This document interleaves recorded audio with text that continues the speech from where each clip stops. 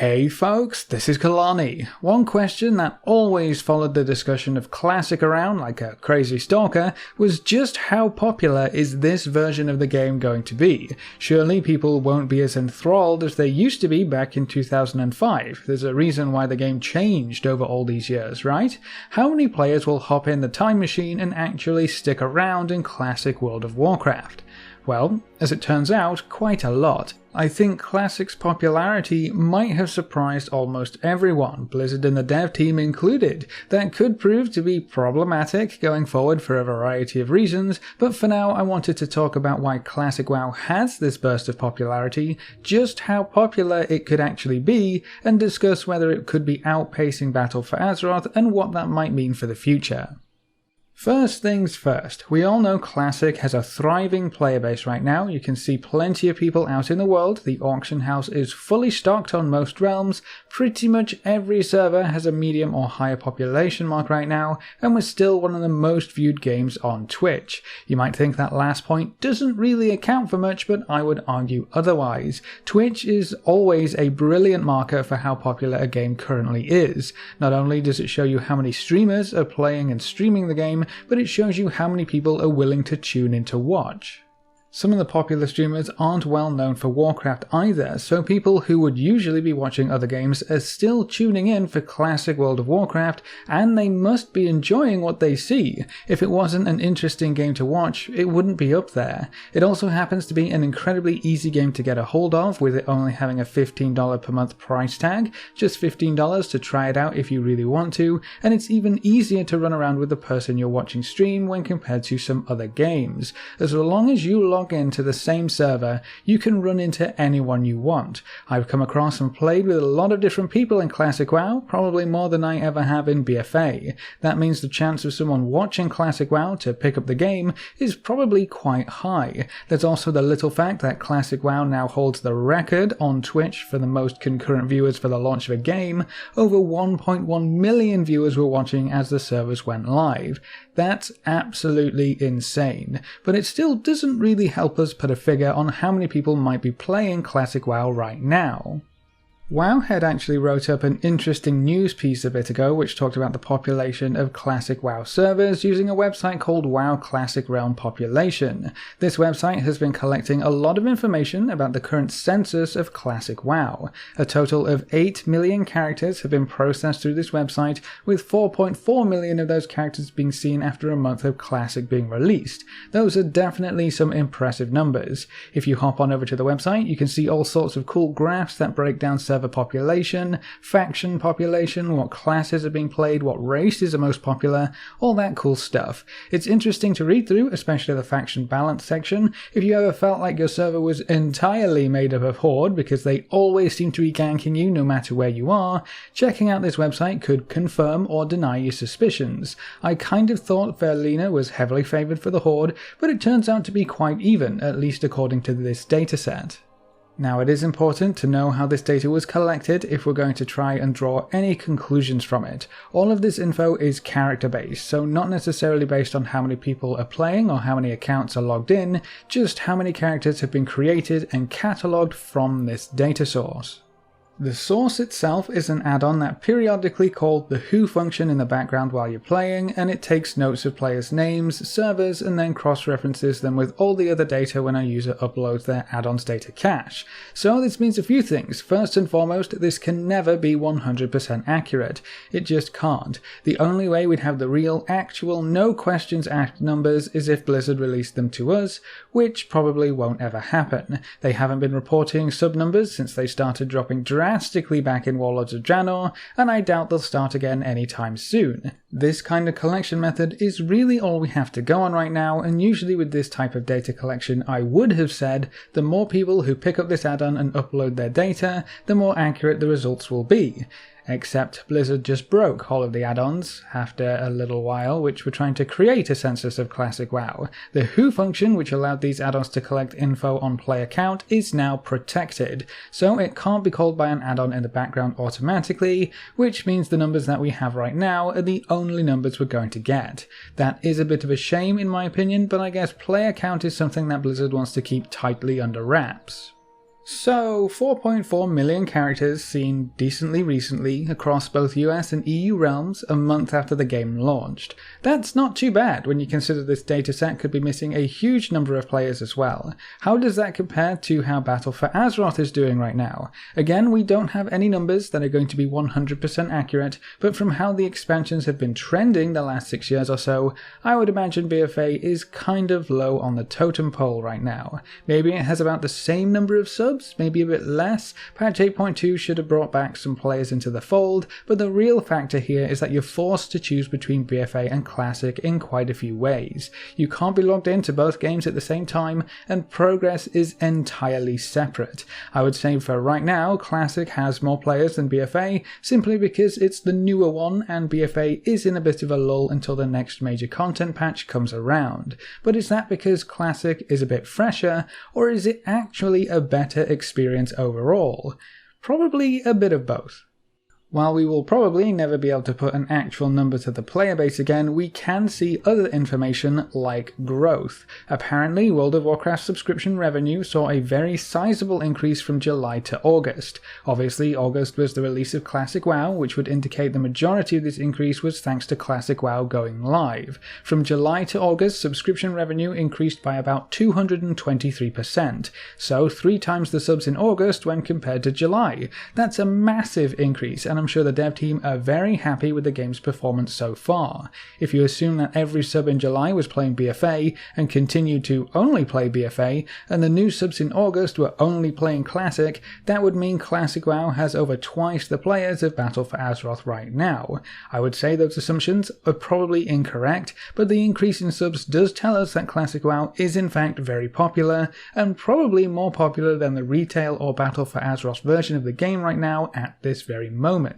As we move forward in the next few months, they could bounce back and forth as new patches and phases open up, and I think that's probably going to be the plan. Trade updates, keep both games chugging along and we can decide which game to dump time into. But to answer the question of how popular is Classic WoW, if you split BFA and Classic into 2 games, I wouldn't be surprised if Classic WoW was the most popular MMO on the market right now, with the highest number of subscriptions. So Classic WoW isn't just popular, it's very popular. But why is that? What sets Classic WoW so far apart from what we have right now? Are there specific reasons why we'd rather play the World of Warcraft from 15 years ago instead of the very latest expansion? I think there are some very key features that are contributing to the massive hype surrounding Classic. The first one is no sharding, and while you can argue the case for or against layers until the cows come home, they're still much more interesting than what we have in BFA. With sharding, you can disappear and reappear by just crossing over a boundary in a zone. It's not even a full zone that's sharded, it's bits and pieces of a zone. That's why you can run up to a herb and have it randomly disappear. You crossed one of the sharding zone thresholds. Sharding allows the dev team to phase areas depending on quest progress to give you a sense of zones changing. And I'm sure it also helps to split us up as much as possible so the servers don't really have to do any work, and then we also never have to wait for any quest mobs. But the drawback is that you just don't see this in-game anymore. You will never see this many people in the world in BFA or any future expansion if they continue to use sharding. I doubt they'll remove sharding anytime soon, even though layering could work so much better for the live version of the game, even if it was designed for Classic. Not seeing players out in the world kind of takes the MMO out of MMORPG. Cross-realm play is also a bit of an issue because the chances of seeing someone again are very slim. In Classic, you can meet someone in Westfall, do a few quests with them, and see them again in a later zone. That's how friendships were created back then, and also how rivalries were born. I've seen this one rogue so many times because I guess we're leveling at the same rate. He tried ganking us in STV a few times, tried ganking some alliance around us a few times too. He got thrown on the naughty list, of course, and now every time we see him, we give him a quick spanking before we move on.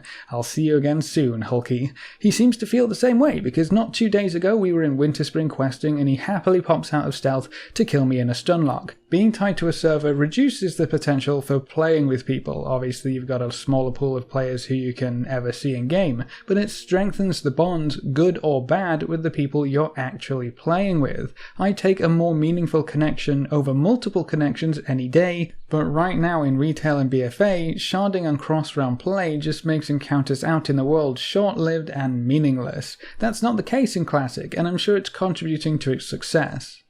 Another huge factor is the way classes work in Classic WoW. If you log into retail right now, the first thing you're forced into is choosing a spec. You sign yourself up for Fire Mage or Arcane Mage or Frost Mage. When you pick a spec, you're limited to the spells and talents assigned to that spec. You're never really just a general mage anymore. You always have to pick what you want to specialize in. It works very differently in Classic. You learn all of the spells from the different schools, and then you can choose what to upgrade and what synergies to unlock. The talent system allows more general choices, but ultimately it gives you a lot more of those choices. Sure, there are cookie cutter specs, but there's always going to be. For a healing priest right now, I actually have quite a few choices depending on who I'm running with and what content I'm doing, and how many other priests are in the group and whether they want to play shadow weaving or not. I can play Heavy Disc with a focus on powering up other casters with Power Infusion. You can choose whether or not to pick up a Spirit buff. You can play Deep Holy with a focus on Pure Throughput, or you can even go halfway down Shadow to pick up Shadow Weaving to help out some of your other shadow damage dealing DPS,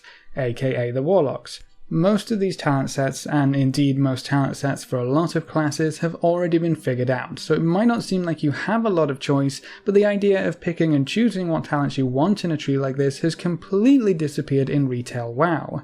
We saw something similar with the artifact trees in Legion, and honestly that was incredibly refreshing. Legion did incredibly well as an overall expansion, and I think a great deal of that was because it used some very popular old systems and gave them a fresh coat of paint. The artifact talent trees were part of that. The only disappointment was that you ended up with every talent and ability from those artifacts. If you had to pick and choose between them, that could have been more interesting. I think the talent tree becoming overly simplified might be one of the largest mistakes in retail WoW right now, and I hope they come back to some larger trees where we have more choices to make. If they don't do it for talents, maybe they'll do it for another system in the next expansion. It's interesting that they also moved away from larger talent trees in other games, most notably in the Diablo franchise. Diablo 2 was a beloved game with talent trees similar to classic WoW. You had a lot of choices to make, you could focus on various playstyles, and you had to pay attention to a lot of different synergies. When Diablo 3 came around, one of the jarring differences was the lack of talents altogether. All of your character's customization was handled through the runes, which you can change on the fly.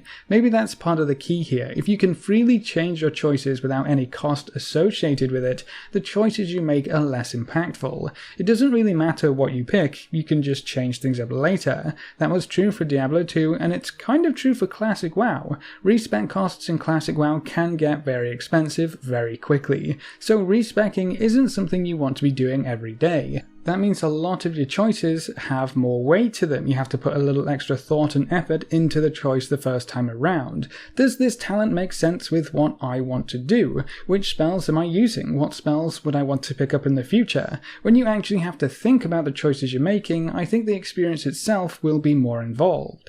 It's also just really nice having all of your abilities as a mage or a rogue or a warrior, instead of being locked into just using 1/3 of them at a time. Class fantasy doesn't really exist anymore in retail, it's more like spec fantasy. That does give you 3 distinct playstyles per class, but really all that's happened is your class's ability set has been cut into 3 and you only have access to 1/3 at a time. Taking away spells and abilities to make you feel more like a certain type of rogue or warrior or paladin doesn't really feel that great in the grand scheme of things. The dev team has recently said that they also believe they might have gone a bit too far towards the idea of specs being their own thing at the expense of class fantasy. Hopefully we'll see some movement back towards classes being classes instead of just being a selection of specializations, but for right now I think the classic version of classes allows you to get invested in the game much easier and invested in your character much faster. That's definitely going to be a large factor when choosing which version of the game you want to log into when you boot up the Battle.net launcher.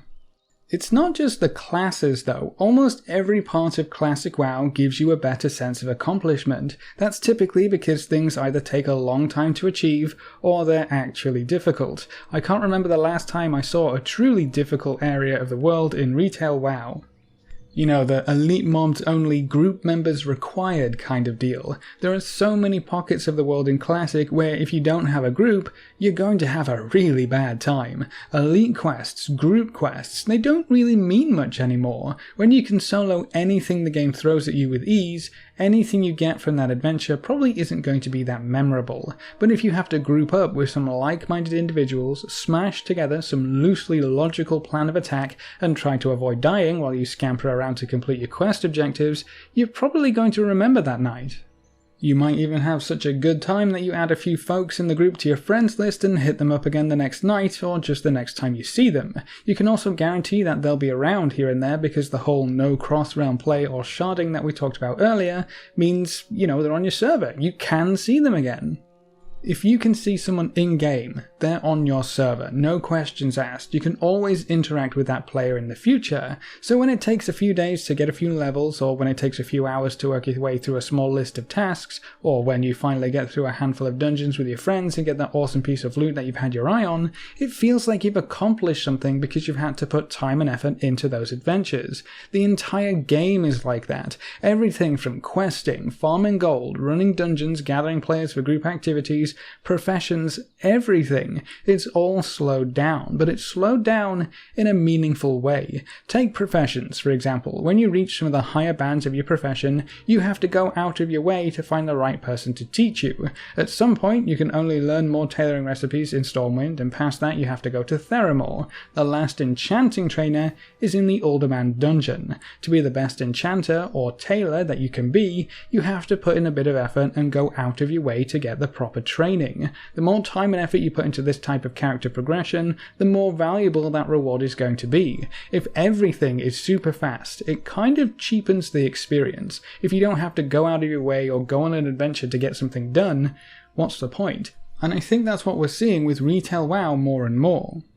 But honestly, I think the main driving force behind WoW Classic's popularity right now is because it's different. I don't really think you could get more different from BFA than a recreation of vanilla WoW. We've come so far in the past 15 years, and so much has changed. Taking everything back to how it used to be is amazing in so many ways. It can show you why the game was popular in the first place, it can show you which features were changed the most over the years, but most importantly, it can show you what we gave up to get some of the convenience or quality of life systems in retail WoW. It's all fine and dandy saying the dungeon finder ruined the game, but you can't truly understand its impact until you play without it. The only way to really play without it right now is to play Classic WoW. It's super interesting being able to directly compare the two versions of the game right now without any potential influence or interference from private server modifications. Now you can actually relive the glory days of vanilla and decide for yourself whether they were actually as good as you remember or as good as other people say they were. It's brilliant really, because if you loved the game back in the days of vanilla, you're probably going to have a blast with Classic. If you didn't play vanilla at all, you're probably curious about what all the fuss is about. If you don't really care too much about vanilla, but you're a little bored of BFA, a completely different game is right there on your doorstep, and you don't even have to pay anything extra to gain access to it. Classic WoW works for all of these different reasons, for all of these different scenarios that players might find themselves in. It's great to relive the glory days. It's fantastic to play it for the first time. It's a wonderful opportunity to take a break from BFA without taking a break from WoW, and it gives you something to do during the very typical content lulls that WoW always experiences. If Classic WoW wasn't that different from BFA, this just wouldn't work as well. You can always reroll a new alt in BFA, but it's way more entertaining right now to reroll an alt in Classic because the quests are different, the classes are different, the way the entire game works is different, but it's still World of Warcraft. If Battle for Azeroth had re-implemented any of the key features that make Classic WoW so special, I really don't think this would have been as impactful as it has been. The major key to Classic WoW's success is how different it is, which makes me super curious to see if Classic's popularity will spark some changes to the retail version of the game and bring back some of the selling points of Classic WoW. I think that actually may be a mistake at this point, but if it works well within the scope of an expansion, then sure, I'm all for it. Just because Classic WoW is popular, it doesn't mean the retail version would be better off if it went back to how everything used to be. There are strengths and weaknesses on both sides. Classic just happens to be the newer version available right now, and it's vastly different when compared to what we've had in WoW for the last few expansions. I guess we'll see what the dev team decides to do and what they have in store for us in early November with BlizzCon. Do you think they'll try to capture some of the golden glow shining off of Classic right now by changing some systems for the next expansion? Maybe in the talent trees or the way specs and spells work, or maybe even creating some longer dungeons like Blackrock Depths. I hear a lot of people are having fun with that one again right now. Another interesting option for them would be to move even further away from the classic WoW model. Now there's a living, breathing replica of what the game used to be, they might be more willing to break away from some of the old ideals. We could see the next expansion change things up even further, which could be a really cool contrast, especially if the classic servers continue into the Burning Crusade and maybe even Wrath of the Lich King eventually. Two completely different versions of World of Warcraft, progressing by themselves and happily just chugging along. And we will always, at least I hope we will, have access to both games with a single subscription. Even though some of the numbers earlier indicated that Classic WoW was probably more popular than BFA right now, it doesn't really matter. It's still just World of Warcraft subscriptions. The better retail does, the more resources we'll have for Classic. The better Classic does, the more resources we'll have for retail. It goes both ways, and one version of the game doing incredibly well can only benefit the other. It also makes both games look good at the same time because there's no distinction between the sub counts. A sub for one game is a sub for both. It makes World of Warcraft look good no matter which version you decide to play, and I would personally recommend that you spend a bit of time in both versions. The differences will give you a better appreciation for the good, the bad, and the downright broken aspects of each game. I'll definitely be playing both for the foreseeable future. You're going to see videos for both, of course, and I hope World of Warcraft as a whole continues to do well. When retail has a lull, we'll play Classic. When Classic has a lull, we'll play retail. We'll get the best of both worlds, and World of Warcraft will remain the most popular MMORPG thanks to their willingness to listen to the community. Classic WoW might have just set this game on a course back to 12 million subscribers, but it all depends on what the dev team does next. I really can't wait for BlizzCon. So is Classic WoW more popular than BFA right now?